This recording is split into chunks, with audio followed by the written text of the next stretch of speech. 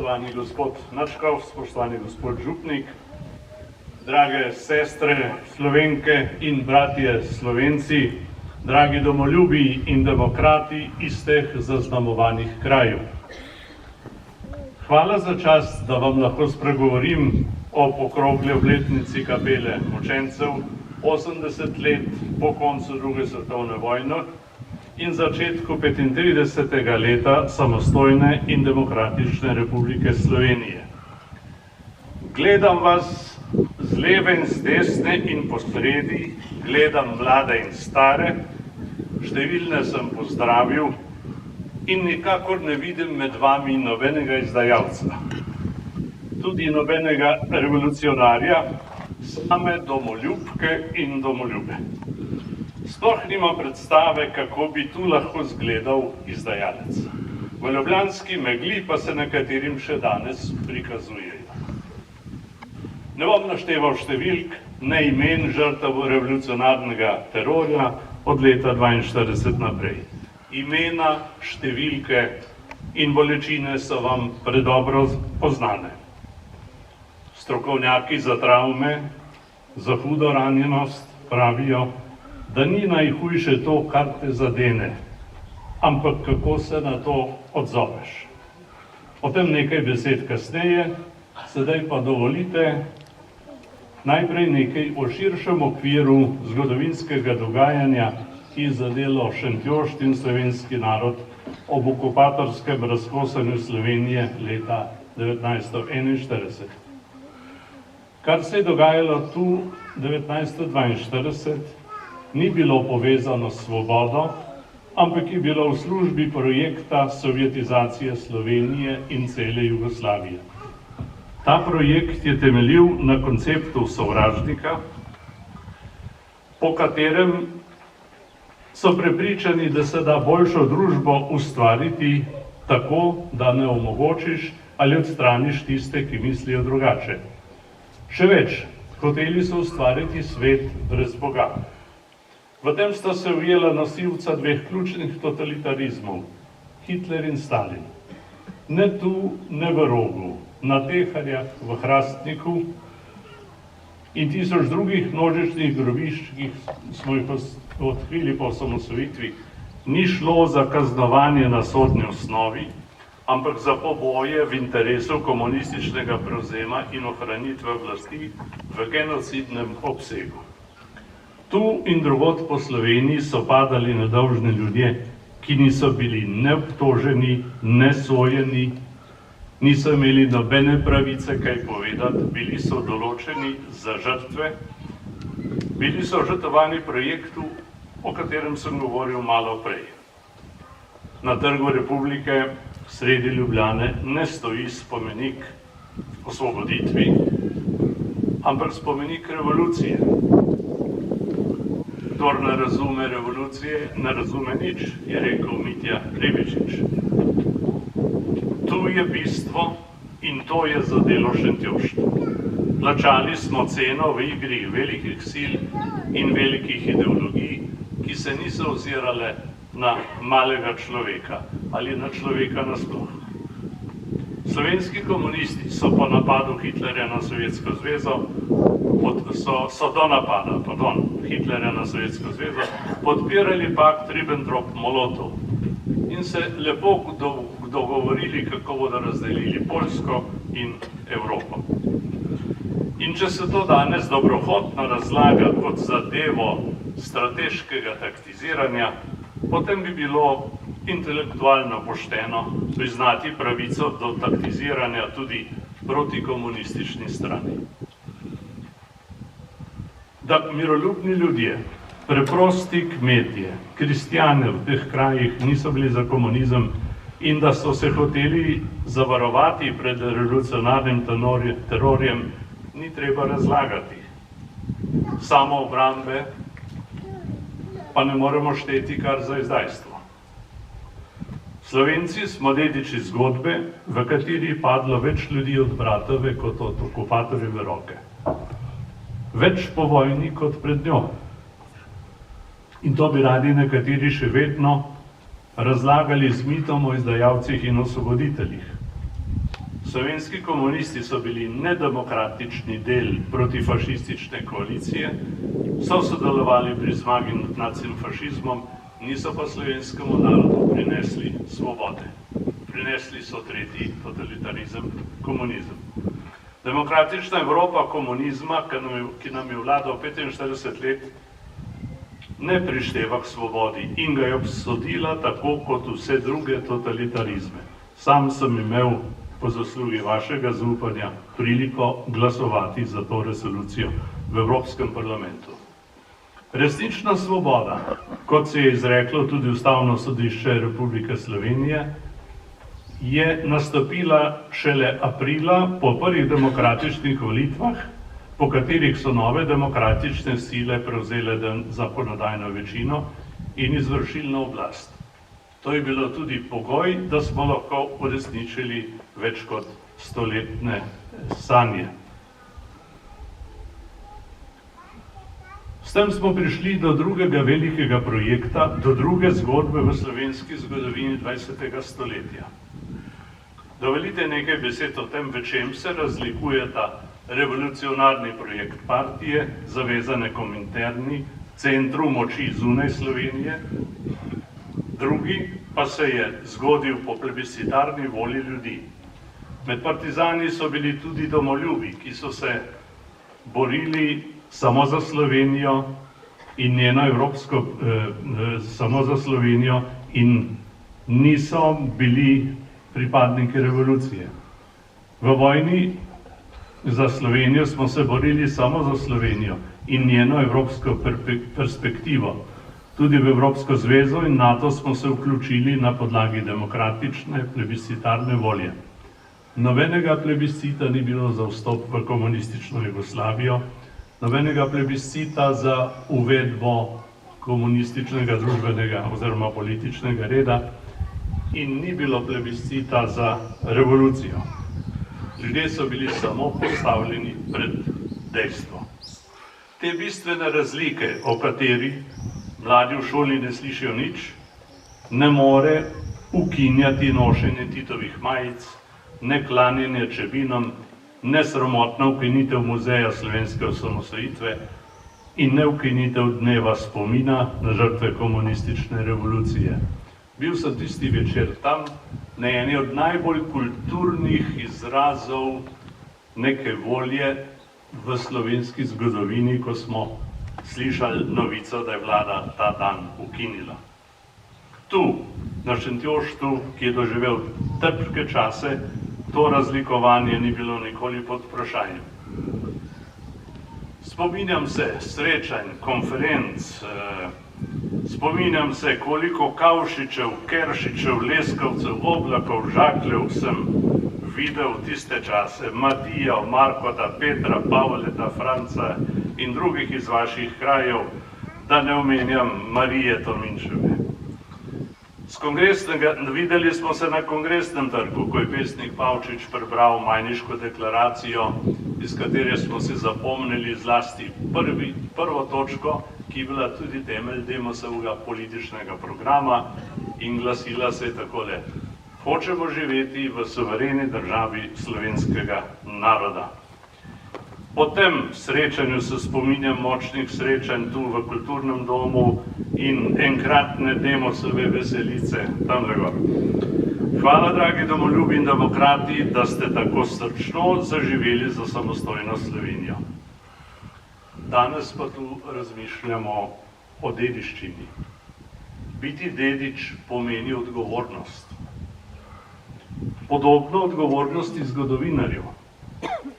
Delo zgodovinarjev ni osvetljevati mrtvega pepela preteklosti, ampak žerjavico, iz katere lahko zagori ogenj zdrave medsebojnosti, ogenj, ki krepi rast. Vi niste samo dediči solz, trdih časov, vi ste varuhi resnice o teh krajih, akterji in potomci tistih, ki so se uprli terorju, premagovali smrt z vero in voljo do življenja. Vi ste priče dolgih let brez otrok in priče novega življenja. Vi ste dediči graditeljev in tudi dediči tet, ki so se nesebično žrtvovale za svoje družine. Vi ste se postavili na stran življenja in sprave. Sprave na podlagi resnice in odpuščanja, brez maščevanja. Bili ste močnejši od temne in krvave skrivnostni zla. Vi ste varuhi izjemno pomembnega spomina in izkušenj. Hvaležni smo vam, da ga gojite, da živite skupaj v skupnosti, ki temelji na spoštovanju dostojanstva vsakega. Demografska zima vas ni zadela, kot je ugotovil že gospod Lačkov. Pri vas je veselje do življenja močnejše od zim, ki jih doživljamo po Sloveniji drugod. In še nekaj bi rad omenil z občudovanjem.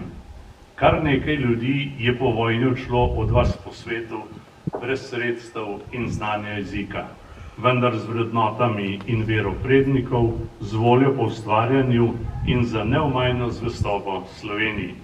Ponosen sem bil, ko sem srečeval Šentjoščane po svetu, recimo Toneta Oblaga, enega od vodilnih podjetnikov v svoji branži v Argentini, ali Petra Skvarčo, svetovno ime med glaciologi, in moram dodati še relativno svežega zdomca, doktorja Leskovca, ki ga pozna v svet. Hvala za toliko sreča in toliko pesmi, toliko slovenstva in čisto posebej se zahvaljujem za kar nekaj lepo skleklenih slovenskih grbov, ki mi jih je poklonila pokojna Marija Tominc. Kljub relativiziranju in ignoriranju se slovenska osamosvojitev prijemlja. To sem doživljal ta teden na mašah za domovine, na proslavah, pri obiskih šol in še nikoli nismo tako močno praznovali kot letos. In vam povem še eno cvir, ki se mi je zgodil v enem od ljubljanskih vrtcev, so me prosili bolj za glasbeno srečanje. In sem vzel moje inštrumente s seboj in smo malo peli, malo igrali. Sem pa na začetku 6 let stare ljudi vprašal z veliko dvoma v glasu, če kdo ve, kaj je to himna. In so ostali in so jo odpeli, ne da bi se iz to karkoli vnaprej dogovarjal.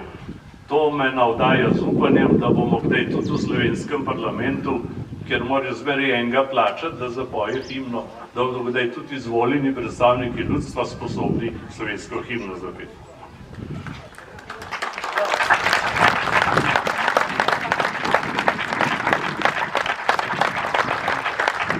Praznujemo pa lahko samo praznične zadeve, tiste, ki nam pomenijo vrednota in nas povezujejo. Osamosvojitev smo uresničili za vse, takrat smo bili vsi naši. In to je vredno praznovanja in to bi moralo trajati. Prav bi bilo, da bi bili bolj skupaj v tistem, kar je pomembno za vse nas. Nisem govoril o sramoti z nepokopanimi, govorijo pravzaprav sami zase. Čim dlje jih bodo obravnavali kot odpadek, tem bolj živi bodo v plastikah, kjer čakajo na kulturen pokop. Tudi oni so naši, mi vsi pa smo njihovi svojci. Pozoren sem bil, da je bivši predsednik Milan Kučan dejal, da je šlo zločin. Za njim je povedala to tudi današnja predsednica gospa Musarjeva. Spominjam se časov, ko se potem smo govorili še petaje, potem so dopustili, da je šlo za napako, zdaj po 80 letih pa z najvišjih ust slišimo, da je šlo za zločin. Tukaj zdaj samo še nekaj dodati treba. Če je šlo za zločin, potem gre tudi za zločince. To pa je druga zgodba. Lani se je rodilo samo 9000 Slovencev. Eni pa še naprej govorijo o fašistih in drugih kategorijah revolucionarnega časa in nadaljujejo kulturni boj. Čas, v katerem živimo, zahteva visoko kakovost medsebojnosti s pripravljenostjo na skupne cilje in sodelovanje. Če ne bomo stopili skupaj, bo naša prihodnost ogrožena. Ne poglabljajmo polarizacije, pokopljimo mrtve, končajmo razkol in se odprimo za sproščeno sožitje.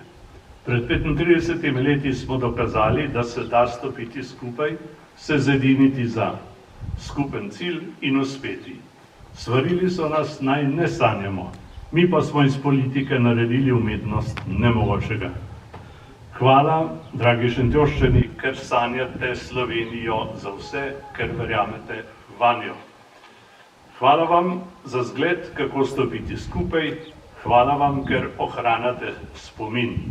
In hvala vam, ker ste zvesti svobodni Sloveniji. Pa še ena hvala, ker smo jih tudi tukaj že veliko zapeli. Hvala, ker tukaj veliko pojete. Bog pa živi, še posebej pa želimo vse dobro Pavlam in Pavlom, Petram in Petrom, ki danes godujejo. Naj bo praznik močan in naj se praznovanje ne neha. Bog živi samostojno, demokratično in spravljeno Slovenijo.